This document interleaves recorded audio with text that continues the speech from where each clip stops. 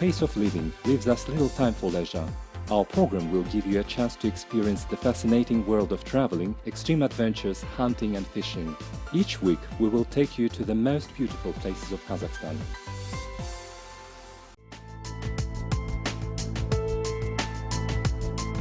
The hunting season is in full swing, and we're on our way to the East Kazakhstan region. Today, together with the citizen of Shymkent Arman Zhakupov, we're going mountain hunting.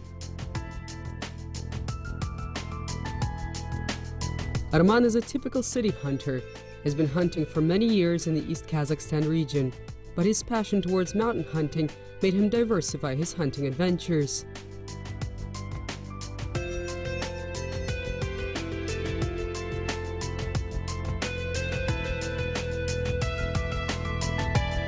In Kazakhstan, as well as in other countries, the hunting farm is sustained on hunters' contributions.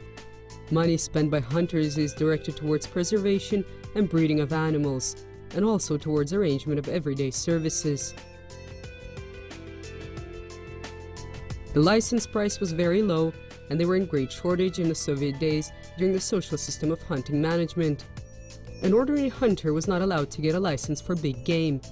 The price for hunting went up after the switch to a market economy, but still it's rather affordable for anyone who's able to pay for the license and the service.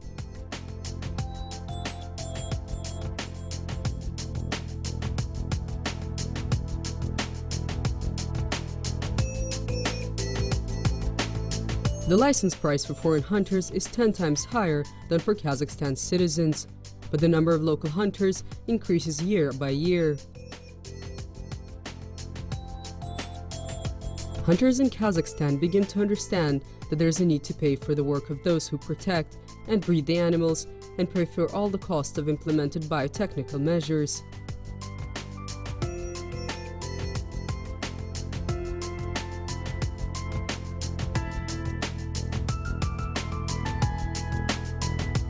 As there was no wild animals left, no one wanted to go hunting.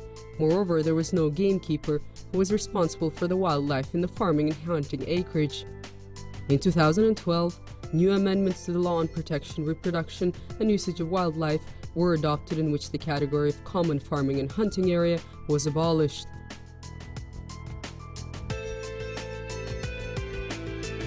The current law allows to go hunting only in those areas which are administered by a certain hunting provider who is responsible for the state of the wildlife. Revenues of hunting establishments come from the contributions paid by the hunters.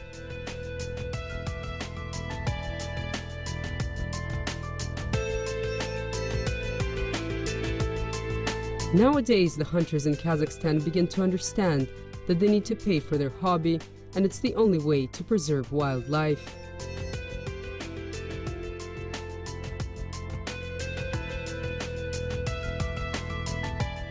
Arman and his friend Shandiar camped in a small log house at the base camp. The snow was falling, and there was no point in going hunting at that very moment.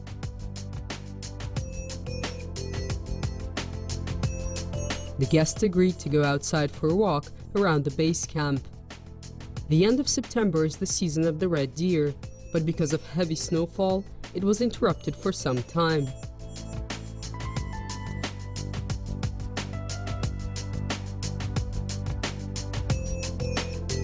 During the walk in a dense forest, the distinct sound of a lonesome ox was heard, and the silence fell back again. Arman and Shandiar came back to the camp disappointed.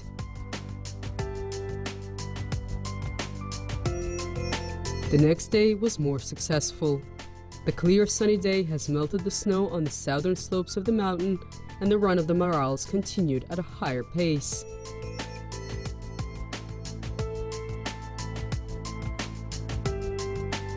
Right now, we're going to have dinner, and we'll snack on the field ration of Kazakhstan's army soldiers.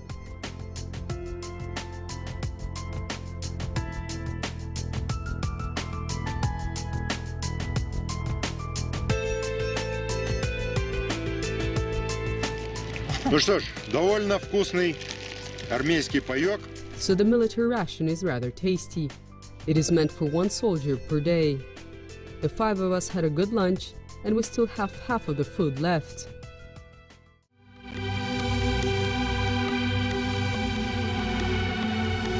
The morals were hiding in the leafed forests.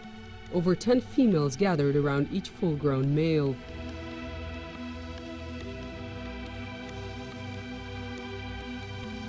One or two females sometimes left, and the others came.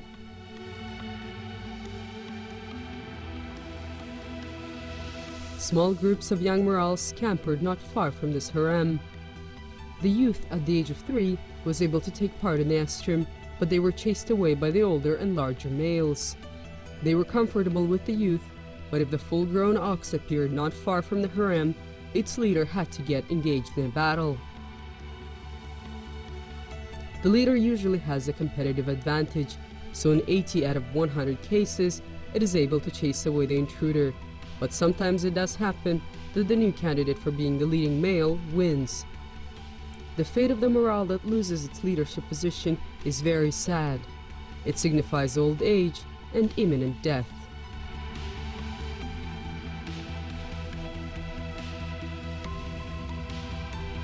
Arman was together with two experienced guides, Sharikpan and Omka.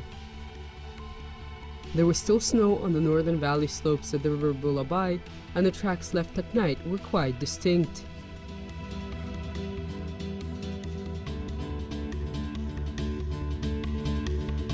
The group of wild sheep gamboled on the canyon floor. The estrim of the mountain sheep begins in November, but they already start forming mixed herds. A single boar was grazing on a slope on which the snow had melted. It was big and strong with large tuskers. Arman decided to go closer to the boar, but the wind was unfavorable. We had to wait till afternoon, when the wind usually changes.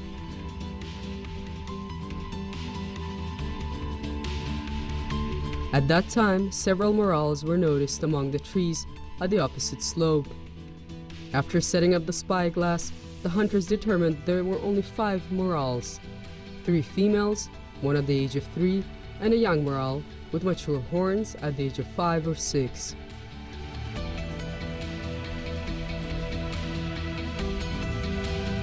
Arman decided to begin the hunt for the 5-year-old moral.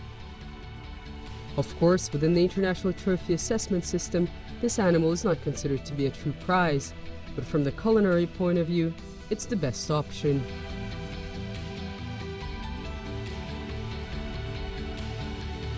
Arman says that earning points is not the main part of hunting for him, but it's more about aesthetic pleasure and the mountain hunting process. It's both good exercise and a self-test of stamina and spirit.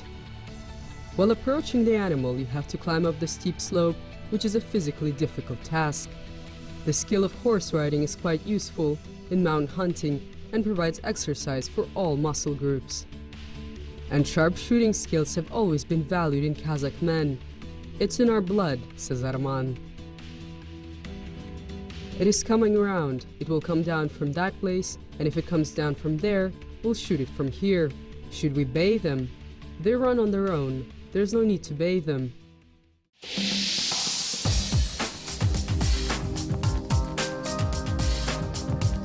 Meanwhile, the morals lay down for the day's rest in a strip of forest around 300 meters wide.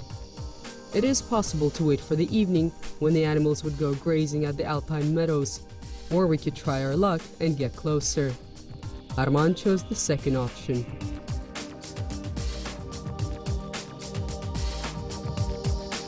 After climbing some 500 meters up the grass slopes, the hunters entered the forest. Maxim Levitin blew into the moral pipe. This is a special pipe that imitates the moral's mating call. There was no response, but 10 minutes later, a silhouette of a moral appeared at the opening. It was some curious youngling. His older mate remained somewhere in the deep forest.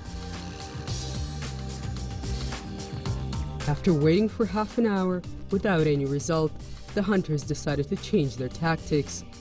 Omka and Shandiar moved down to the river valley and came from another side around the forest massif. Now the morals were trapped by 2 groups of hunters.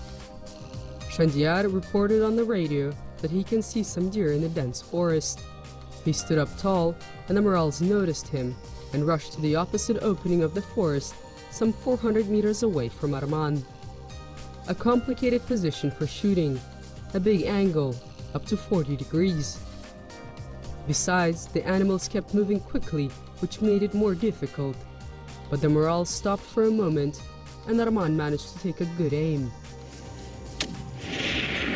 Yes, yes, yes. Yes, yes. Молодец. Yes, yes. Good job. This one is ours. Well done. Congratulations.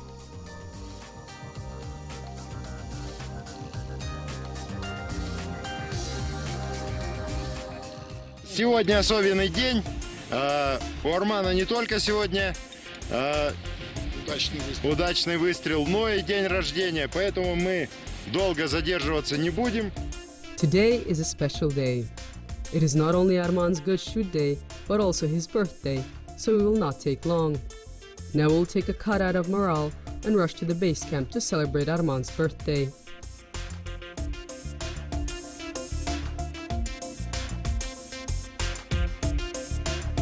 The foreign hunters take only horns and front parts of the skin as trophies. And for the Kazakhstani hunters, meat is also important. Самое вкусное у морала это вырезка, филе и язык. The best parts in the morale is the undercut, the fillet, and the tongue. Now we will take these delicacies out very carefully without cutting them. And in the evening we're going to cook a special meal, a hunter's meal, filet mignon and boiled tongue.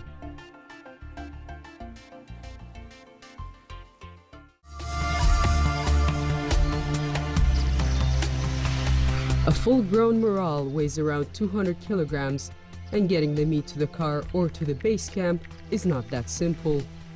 The hunters barely managed to load all the meat onto 2 horses. Мы погрузили все вещи и немного мяса в коржумы. We loaded up all our stuff and a little bit of meat into the korjums. This is the name of the saddlebags that are sewn out of tarpaulin. A horse that carries 1 rider with a weight of 80 to 90 kilograms can be loaded with 1 korjum with a weight of no more than 50 kilograms. During the distribution of the load, it is important to make sure that the right and left halves of the korjum are of the same weight and approximately similar in volume. That way, they won't slide down during the ride.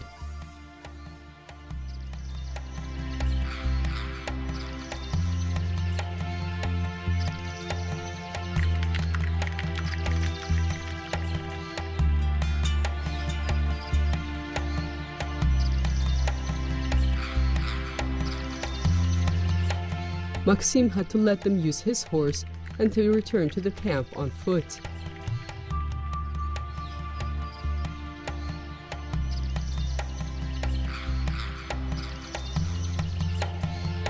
At the base camp, after the hot sauna, the hunters began preparing their hunting meal of the day, filet mignon. Maxim marinates the filet, adds spices and lemon. This meal can also be consumed raw, but this time they decided to fry it for 10 minutes. Each side of each piece must be fried on a high fire for no more than 5 minutes. Finally, the meal is ready, and the hunters can start celebrating the good hunt.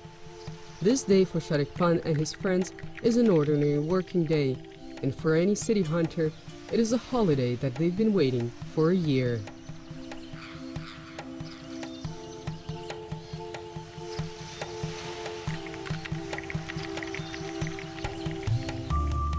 Сейчас мы жарим филе из морала. Now we're frying the moral's filet. The secret is quite simple. We cut out 2 pieces from the backbone, add salt, spices, tomatoes, onions, some coriander, and fry for 10 minutes. The meat is ready. Now our guests can try it.